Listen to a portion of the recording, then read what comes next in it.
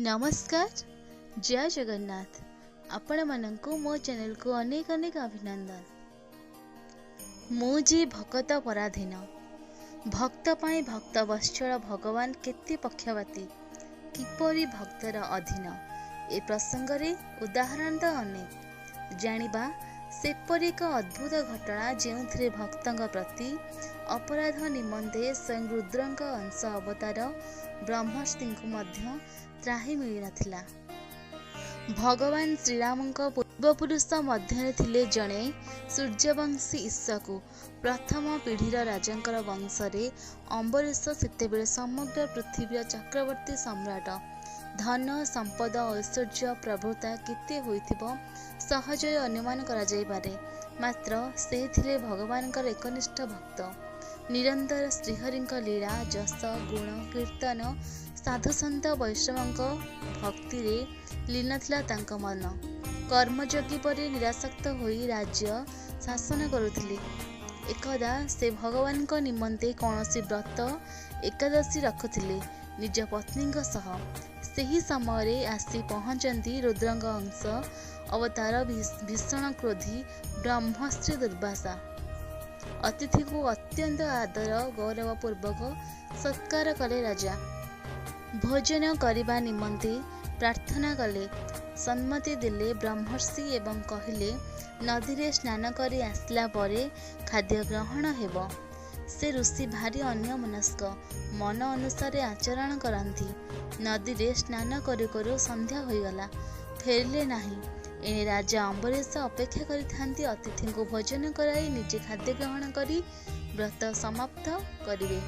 शुभ मुहूर्त गड़ी जाउछि। शेषको निरुपाय होई शास्त्रज्ञ पुरोहितंक परामर्श क्रमे जल आंजुलाय ग्रहण करी व्रत समाप्त कले। पर मुहूर्त रे आसी पहुंची गले दुर्वासा। ध्यान द्वारा जानी पारले सब घटना। एतिकी कथा तांकर अपमान होईगला कुआडे। मते सत्कार न करी जलपान करदेला। प्रचंड क्रोधरे जर्जरित होई मुंडरू जटाटाए छिंडाई भूमि रे पकाई मंत्र पढ़िले। आउ सेथिरु प्रकट हैला भयंकर आसुरी शक्ति कृत्या। जलंता खंडा हाथ रे धरी राजा को बद्ध करने को आगे गला। मात्र भक्त अम्बरीश शांत चित्तरे भगवान को स्मरण करुथांती। आगରୁ तो भगवान का निर्देश रे सुदर्शन चक्र राजा सुरक्षा रे थिले। प्रभुंक परे तांका आयुध भी चेतन एवं अनेक रूप होई पारे। संगे संगे कोटिए सूर्य तेज हरि प्रथमे कृत्यार विनाश करी दुर्वासांक आड़क आसिला। सुदर्शनंक आगरे दुनियार सबु अस्त्र शस्त्र मंत्र शक्ति माया बा तिष्टि पारिबो। चक्र को देखी जीवंत रक्षा निमंते दुर्वासा धाइले स्वर्ग मर्त्य पाताल पिछा करुथांती चक्रराज। किए बा रक्षा करि परिबो स्वयं भगवान का कोप बलरू। ब्रह्मा शिव भी असमर्थ प्रकाश कले। अरे ये तो अनंत कोटि ब्रह्मांड नायक भगवान तांको भक्त अभक्त अपराधी मामला कहार निज अस्तित्व को लोभ नाई। अरे से भक्त प्रिय भगवान भक्त प्रह्लादंका पाई अग्निर शक्ति हरण करी ठंडा कर देथिले चंदन परी। ब्रह्मा कहले मो ब्रह्मा ईश्वर सहिते भृगु दक्षादि मुनि श्रेते सेहरी आज्ञा सिरे धरी जेझा विषय अधिकारी अछु संसार लोक हिते तारिपु रखिबु केमंते।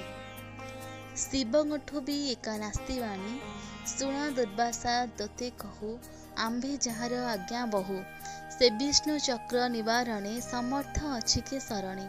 भगवान भी एसबु देखी मने मने महाक्रोधित रुद्र दुर्वासा केते बाट जीव मो प्राणप्रिय भक्त प्रति एते कठोर अपराध होई पारे हे। तुमे ब्रह्मर्षि ब्राह्मण किंतु अम्बरीश मोर भक्त।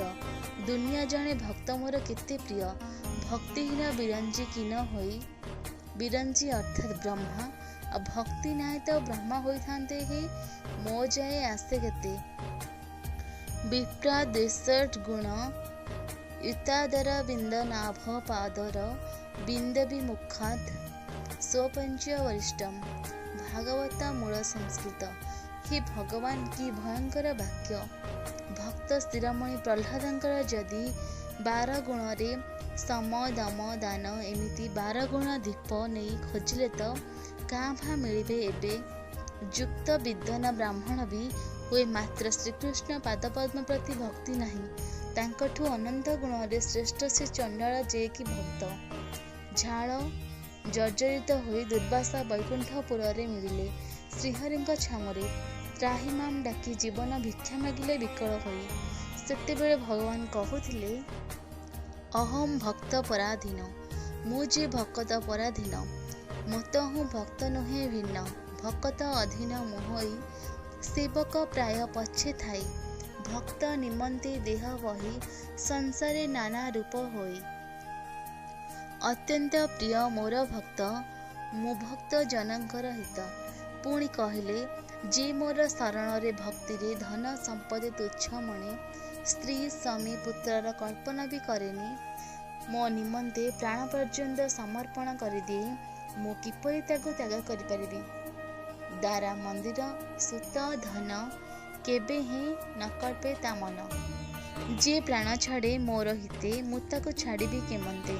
ଭକ୍ତିରେ ମତେ ବଶ କରି, ନିଜ ପୁରୁଷେ ଯେହ୍ନେ ନାରୀ। ଦ୍ୱାରା ଏଠାରେ ଅର୍ଥ ସ୍ୱାମୀ ବା ସ୍ତ୍ରୀ। ଆଉ ମୋ ଭକ୍ତ ପ୍ରତି ଯିଏ ଅପରାଧ କରିବାର ଭାବିବ ବି ମନରେ, ମୁଁ ତାର ବଞ୍ଚିବାର ଅଧିକାର ହରଣ କରିନେବି।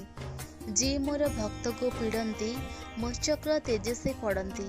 ଆରେ ସଂସାରରେ କାହାର କେହି ଅନିଷ୍ଟ କଲେ ମା ବାପା କିପରି କୁହନ୍ତି। ହାରା ମଜାଦକୁ ଛାଡ଼ିବନି ସେ। ସେ ମନ୍ତ୍ରୀ ହେଉ କି କଲେକ୍ଟର ହୁଅନ୍ତୁ ପଛେ। ଆଉ ଇଏ ତ ଭଗବାନଙ୍କ କଥା।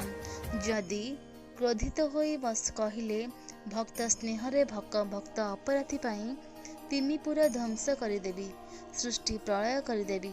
କ'ଣ ଆଶ୍ଚର୍ଯ୍ୟ, ସର୍ବସମର୍ଥ ଭାବିଦେଲେ ହୋଇଯିବ। ଶେଷକୁ ଏତେ ଭକ୍ତ ବତ୍ସଳତା ବଖାଣି ସାବଧାନ କରି ସେଇ ଅମ୍ବରୀଶଙ୍କ ପାଖକୁ ପଠାଇଲେ କ୍ଷମା ପ୍ରାର୍ଥନା ପାଇଁ। କାରଣ ବିଷ୍ଣୁ ସ୍ନାନେ କୃତ ପାପ ଗୁରୁସ୍ନାନେ ପ୍ରମୁଚ୍ୟତେ। ଗୁରୁସ୍ନାନେ କୃତ ପାପ ବଜ୍ରଲେପ ଭବିଷ୍ୟତେ। ଅର୍ଥାତ୍ ଭଗବାନଙ୍କ ପ୍ରତି ଅପରାଧ କରି ଯଦି ଭକ୍ତଙ୍କ ନିକଟରେ ଶରଣ ପଶିବ, ତାଙ୍କର ଅଧିକାର ଅଛି କ୍ଷମା କରିଦେବେ, ଭଗବାନ ବି ମାନିନେବେ। କିନ୍ତୁ ଭକ୍ତଙ୍କ ପ୍ରତି ଅପରାଧ କଲେ ଭଗବାନ କଦାପି କ୍ଷମା କରିବେ ନାହିଁ।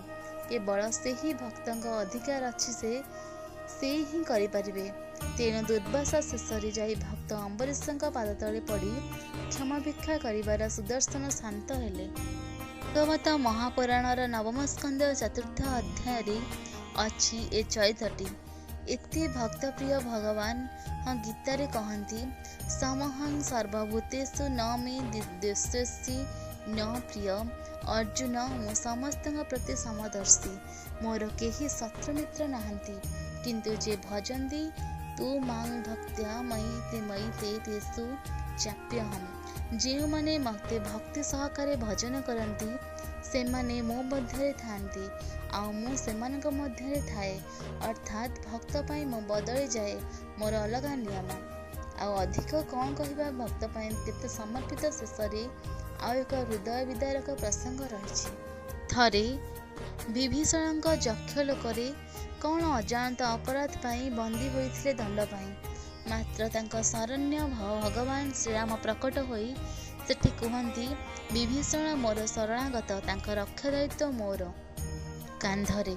ତେଣୁ ବିଭୀଷଣଙ୍କ ବଦଳରେ ଆପଣ ମୋତେ ଦଣ୍ଡ ଦିଅନ୍ତୁ। ଜୟ ଶ୍ରୀକୃଷ୍ଣ।